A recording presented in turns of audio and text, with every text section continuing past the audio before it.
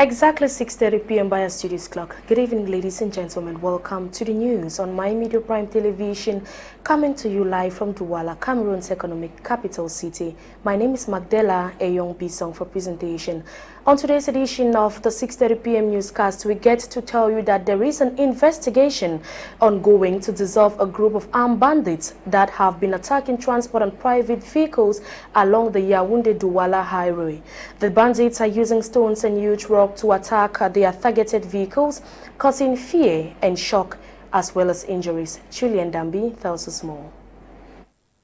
Armed banditry, highway robbery has become an issue throughout the national territory. Recently, reports have been registered of attacks by highway robbers on transport bus and private cars plying the Yaounde-Douala road axis, with the Pumaidea stretch of road becoming most notorious. The attacks took place on the nights of March 12 and 13, 2023, and according to information gathered, the bandits throw rocks at incoming vehicles' windshields, thereby causing an emergency stop or road accident.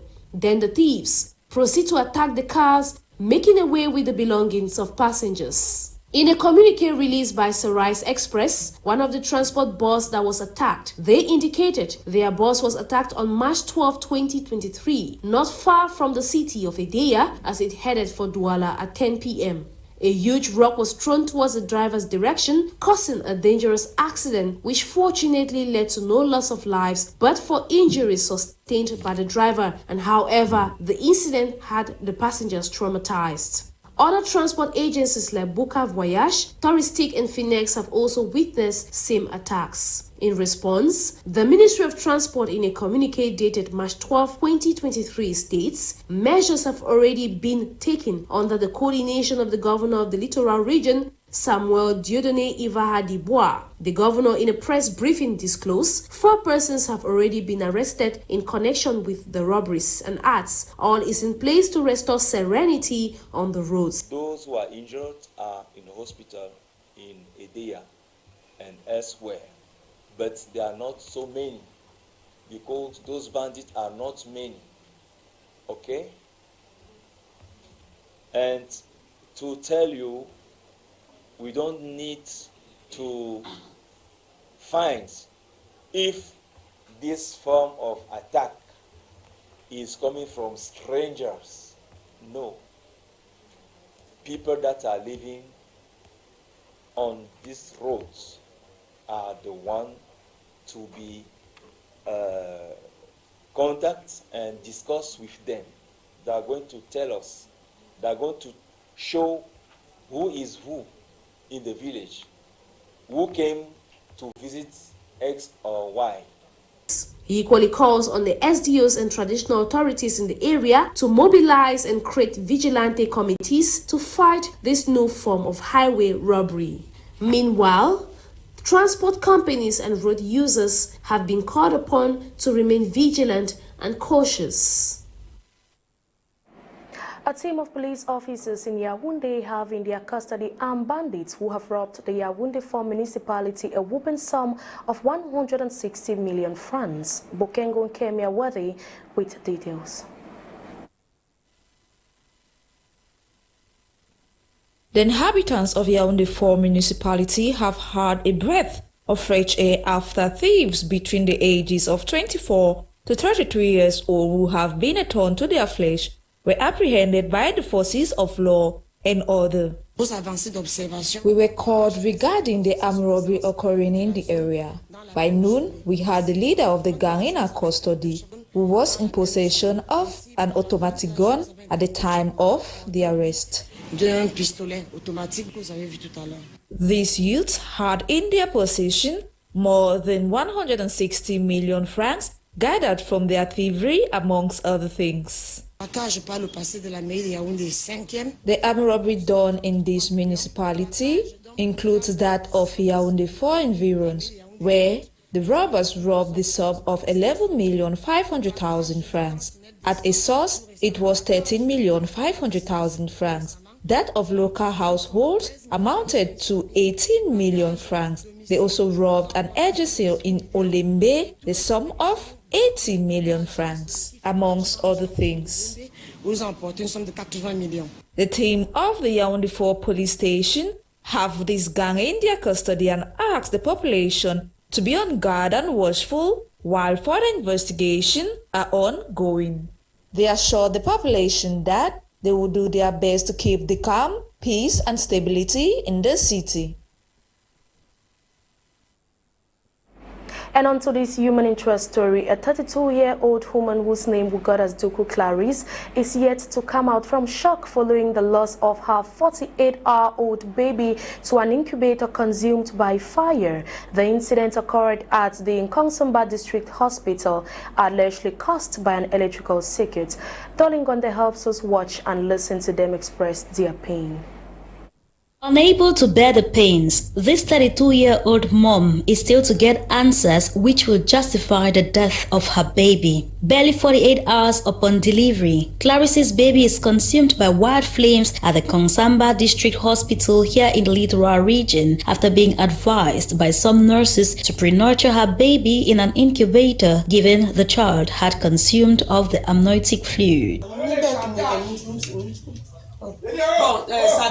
Shockingly, what meant for good would go bad instantly 48 hours later when the only incubator harboring the said baby, amongst others, is ravaged by wild flames, leading to the instant death of the baby. The cause of the fire is, however, attributed to an electrical circuit, but this remains a wonder story to the bereaved family members.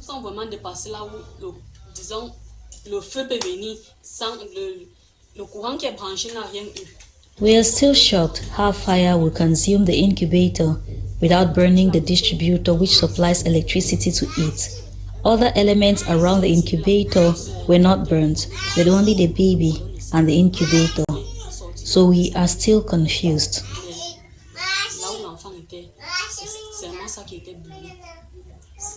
Meanwhile, as the father of the child, Mr. Tedanchak Gabriel says their only hope is the intervention of competent authorities to look into this case, as he is completely shattered and devastated by the news. C'est mon enfant qui a été décédé. Tout simplement, je suis dépassé. Nous tous sommes dépassés. Je demande seulement que l'autorité compétente mette main et que les âmes de bonne volonté viennent auprès de nous. Puis que comment dépasser. Meantime, the family also says they are left to shoulder the responsibilities of burying the child, as the mother of the baby is yet to regain herself, with no word being uttered till date. And according to the inhabitants, frequent power cuts have characterized the city of Nkongsamba, just like most areas in the country from time immemorial. But on their part, Ewane, Cameroon's main electricity supplying company, has reacted to the unfortunate scene through this press release, saying that all the competent authorities are carrying out an investigation to determine the actual cause of the fire, while extending their heartfelt sympathy. And as of yesterday, an investigation process had begun which saw the presence of top state officials in this area, including the presence of Yves Bertrand Njana, Senior Divisional Officer for the Mungo, to examine the level of damage and the real cause of the fire incident. At press time, the baby has been laid to rest for eternity. The 2023 senatorial elections in the Mungo Division littoral region of Cameroon has seen the turnout of municipal and regional councilors come out to cast their votes at the just ended elections. Catherine Kongwe has details.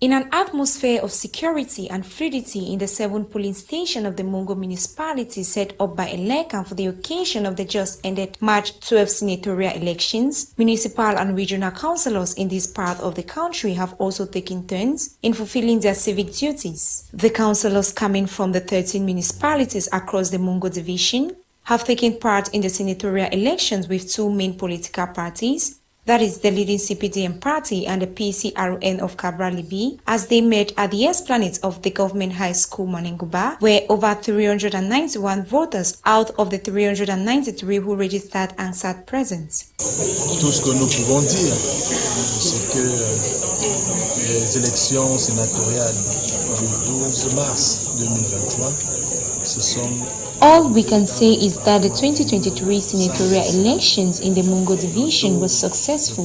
We had a 98% participation at the polling station, given that one of our municipal councilors had passed on, and we also recorded one voter having issues with the law. We were expecting 393 voters, but we had 391 people who voted in each polling station without any issue. And the results have just been proclaimed.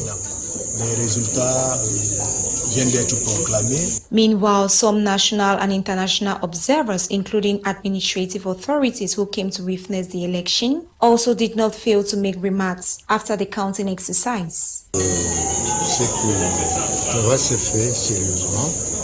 We can say that everything went on seriously. We had responsible voters, that is, municipal councilors, mayors, and so on. So we did not have any issue. The population came out massively with just few people absent. That is why I am saying the work was well done. As for the results, it is no more our responsibility.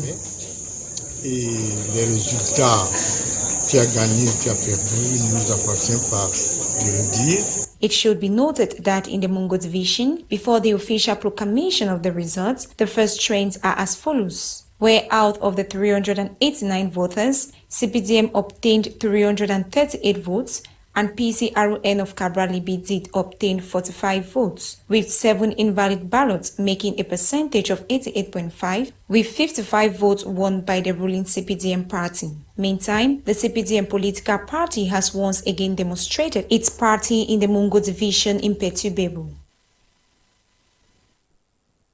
Municipal and regional councils of Betwa, East Region of Cameroon, have casted their votes on Sunday, March 12, 2023, to eject senators for the third legislative mandate.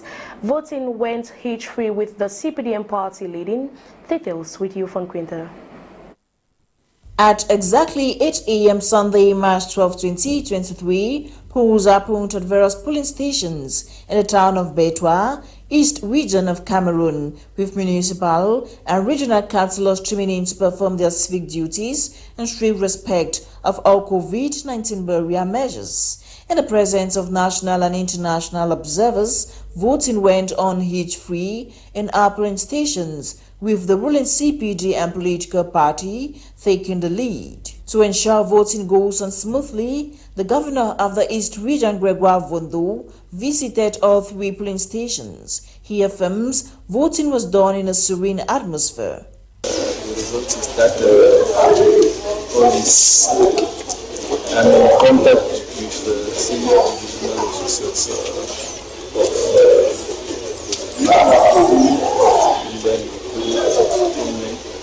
and the reports they are sending since this morning. Also going well. So, the conclusion is that things are going well all over the state. According to statistics, the East Region recorded a participation rate of 99.6% in all 4 divisions. Following the closure of polls, residents wait patiently for the Constitutional Council to proclaim results 15 days as of the date of polls. Note here that, following the proclamation of results, the President will appoint 30 senators, 3 from each region, making a total of 100, 10 from each region, 7 elected and 3 appointed. Let us take you to the northwest region of Cameroon, where the WUM Council in Menchum Division have put in place a water management committee for the Agem Giant Water Project, a committee led by Honorable Walang Richard Ebwa, MP for Menchum South. Charles Kebwa reports from Bamenda. After years of wrangling and non-completion of the Agem Giant Water Project caused by mismanagement that brought crisis, between the people of Agam, Akada, Womb Water Authority and the Womb Council with absolute devotedness and encouragement ensure water flow in Womb and the water crisis. The Womb Council at the Womb Town Hall put in place a management committee for the Womb Giant Water Project to be led by Honorable Walang Richard Ebwa, Member of Parliament for Mentum South. Womb Council Mayor Drambong Anthony Mve, who doubles as the first Vice National President of the United Councils of Cities of Cameroon, salute all those who did everything possible to support the council put in place the management committee, said the time is now. The time for harvesting has come and we have all returned. So as one person, a committee has been put in place and that's why we are all here to give them our maximum support. You can see Akada is here, everybody is here to give this committee our maximum support so that we can have water flow in town. The committee, led by Honorable Walang Richard Ebwa, went to work Saturday, March 11, 2023, paid a visit to the abandoned catchment site alongside the community. The MP, Honorable Walang Richard Ebwa, while thanked Akada and the former committee of the project, promised they are moving the project from theory to action, appeal to work in synergy with all elites of Agam, galvanize water flow in Womb. That we have to play a role of a galvanizer. The former authors of this water, they were the catalyzers. And today, we have to do everything it takes in synergy, inclusive development, to make sure that we realize this water for this humble population. Like said, water is life. Fingers are now crossed as the inhabitants of Agam Womb await the results from the Womb Council Water Management Committee. Some national and international partners involved in the fight against tuberculosis in Cameroon have brainstormed and are developing strategies to combat the terminal disease in the country. This was during a meeting held in Yaounde recently, as we hear in the following report by Nsah. The National Strategic Plan 2023-2026 validation meeting of the National Tuberculosis Program was held recently in Yaounde, Cameroon's political capital, chaired by Professor Louis-Richard Njok, Secretary General at the Ministry of Public Health on behalf of the Health Minister. The meeting, which was held in the presence of many national and international experts, created an opportunity to exchange on the work done and to plan on the activities to be carried out in 2024, 2025 and 2026. The main recommendation arising from the National Strategic Plan validation meeting of the National Tuberculosis Program is to fill the gap of 50% on the notified tuberculosis cases. Developed in 2019, the previous National Strategic Plan 2020-2024 had of major concern the problem of underreporting cases through strategies such as expanding the diagnostic supply through the creation of diagnostic and treatment centers, intensifying active research in tuberculosis cases and putting them through treatment. Nonetheless, despite their relevance, these have not achieved the desired results since the ratio of missing cases is close to 50%. Thus, following the various presentations and exchanges, notwithstanding the gap observed, the Secretary General at the Ministry of Public Health saluted the fact that the activities planned for the agenda are almost implemented. However, the gap of the remaining 50% will have to be filled to end tuberculosis permanently by 2030, according to the objectives of the National End TB Strategy. Over in the southwest region, teaching staff and students of Government Technical High School Limbe have been congratulated for their ability to showcase that made in Cameroon products are good and can meet up to the needs of the local population. This was done by the representative of the Divisional Delegate for Secondary Education at the close of the 2023 Open Business Door Day. Our reporter Kuma Honore was there and gathered the following report. Welcoming the population at the 2023 edition of the Open Business Door Day, the principal of Government Bilingual Technical High School Limbe, Madame Azongwi Anwafo Josephine, said the Open Business Door Day gives a unique opportunity for parents and the local population to see for themselves what the students have to offer, as well as highlighting on the importance of technical education in the contemporary society. She saluted the efforts of the government through the Minister of Secondary Education for putting in place at the disposal of the school a well-equipped technical workshop, but like Oliver Twist, called on the government to tackle on the major challenges of the school, which includes the construction of a fence around the school campus, recruitment and transfer of more language teachers, among others. Very, very important in the sense that first it empowers the individual. Secondly, it goes a long way to develop the nation because the individuals are self-employed or they are employees. They're able to come up with projects that is going a long way to develop the nation.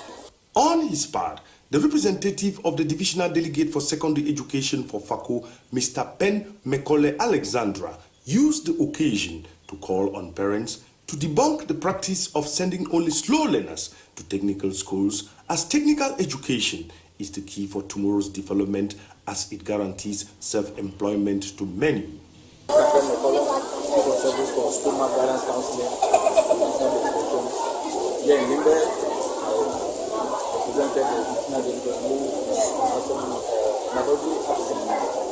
Well, from what I have observed today is the exhibition.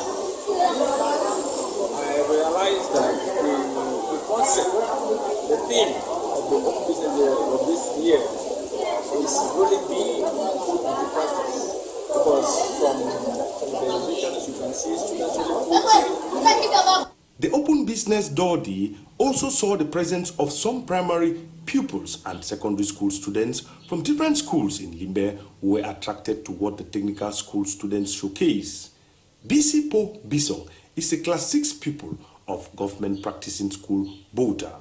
She was happy to be part of the event and had this to say. It's very important, and even you leave your school like from 5, you can still do some things and you have money, your personal money, because the things they are just taught, you have known them and you forget them. The Open Business Door Day, which took place under the theme showcasing made in Cameroon products through inclusive, pluralistic and quality education resilient to Cameroon industrial, technological and environmental challenges, saw the students showcasing not only garnered skills acquired in classrooms, but equally witness the students exhibiting inherent talents through extracurricular activities such as in theater arts, traditional dances, playbacks, among others. And now to talk sports, head coach of the under-23 Lions of Cameroon have reinforced the squad with 17 foreign players ahead of the double-header AFCON qualifier tie against Gabon later this month in search of a ticket to the 2023 under-23 AFCON tournament in Morocco, scheduled for June this year. The story and two others will be yours in the following report.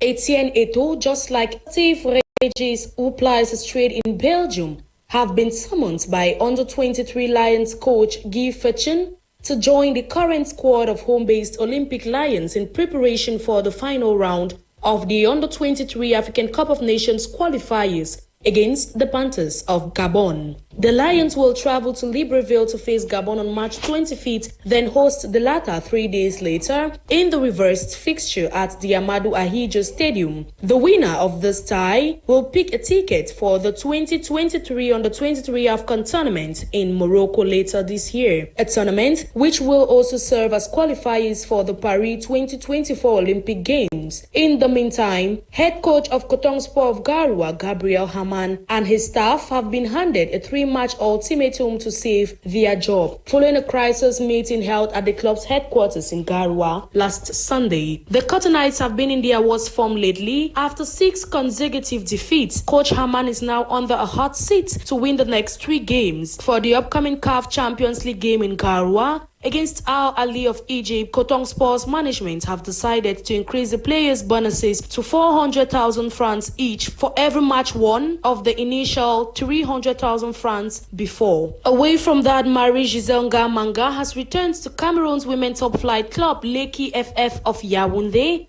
after a short stay in Russia. During her stay in the club, she scored twice in a friendly, and all was set for her to stay, but according to the president of Leki FF, Kwa Luke, both parties failed to agree on the terms of her contract. Ngamanga will now return to the Guinness Super League as she counts 5 goals scored already.